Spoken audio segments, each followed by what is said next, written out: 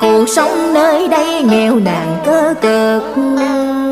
sáng nắng chiều mưa